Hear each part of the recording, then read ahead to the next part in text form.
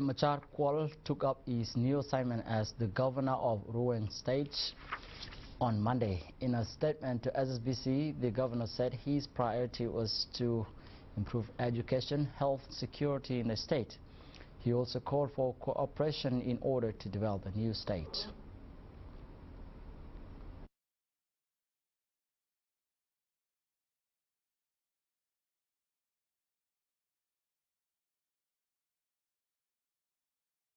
The security issues, I think we will work hardly with the security organs in the state, just to make the state to be one of the peaceful states in South Sudan. This is one. Second to it, my priorities is education, to educate our people, because our people that need education, we need to make education to be something reasonable, to something to be good. This is one. Second to it, health sector and the security, and then later on the development program. These are the things. These are the most things. These are my priorities, and I will start it immediately as soon as possible if you get the budget for that issues.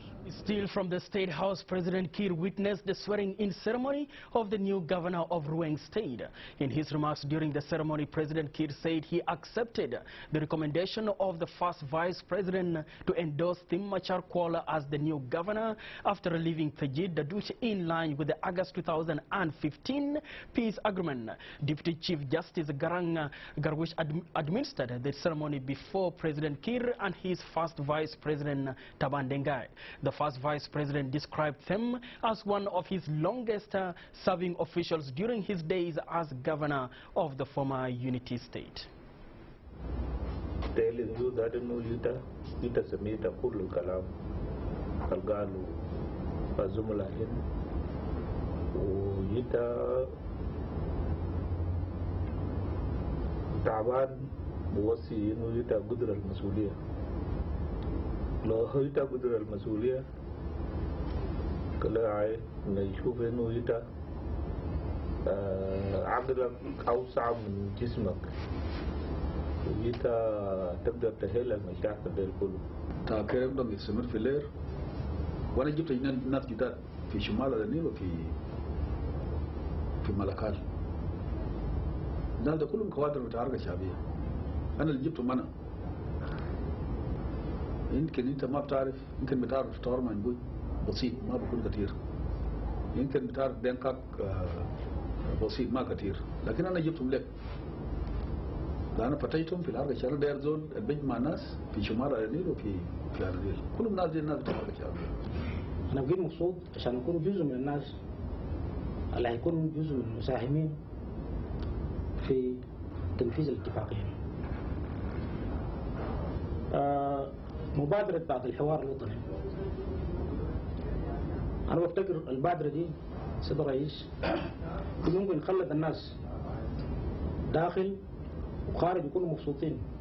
أدى القسم أمام رئيس الجمهورية سلفا كير مياريت اليوم الاثنين السيد تيم مشار كوال حاكم ولاية روينغ الجديد بحضور السيد تابان دينغاي النائب الأول لرئيس الجمهورية ومولانا جونغا تويت نائب رئيس السلطة القضائية. في تصريح للSSBC عقب مراسم أداء القسم، ناشد رئيس الجمهورية الحاكم الجديد بالتعاون مع مجتمعات الولاية داعيا إياه إلى ضرورة تعزيز الحوار مع المواطنين بالطرق السليمة بجانب تنفيذ اتفاقية السلام. I don't know how you will go and solve them. I have many things to tell you, but you know, any barami kathir tani jai, so I will stop telling you that you know ita semita kullu kalam algalu azumulahin ita تعبان موصي إنه يتا قدر المسؤولية لو هيتا قدر المسؤولية كلا عاي نشوف إنه يتا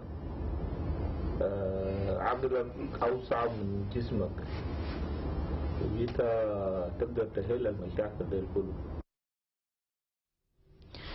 من جانبه قال السيد تعبان دينغاي أن تعيين الحاكم الجديد يهدف إلى وحدة الصف مواطني فانارو وكافة مواطني الولاية، مضيفا أن ترشيح الحاكم الجديد كان مثالا لبقية حكام ولاية على النيل الأربعة. وأنا جبت ناس جداد في شمال النيل وفي ملكال. الناس ده كلهم كوادر بتاع الحركة الشعبية. أنا اللي جبتهم أنا. يمكن أنت ما بتعرف، يمكن بتعرف تورمان بوي بسيط ما بكون كثير. يمكن بتعرف بانكاك بسيط ما كثير، لكن أنا جبتهم لك. لأن فتيتهم في الحركة الشعبية داير زول بيجمع ناس في شمال النيل وفي النيل، كلهم ناس دي الناس بتاع الحركة الشعبية. أنا بقول مقصود عشان نكون جزء من الناس اللي هيكونوا جزء من المساهمين في تنفيذ الاتفاقية. مبادرة بعد الحوار الوطني، أنا أفتكر المبادرة دي سيد الرئيس ممكن نخلي الناس داخل وخارج يكونوا مبسوطين.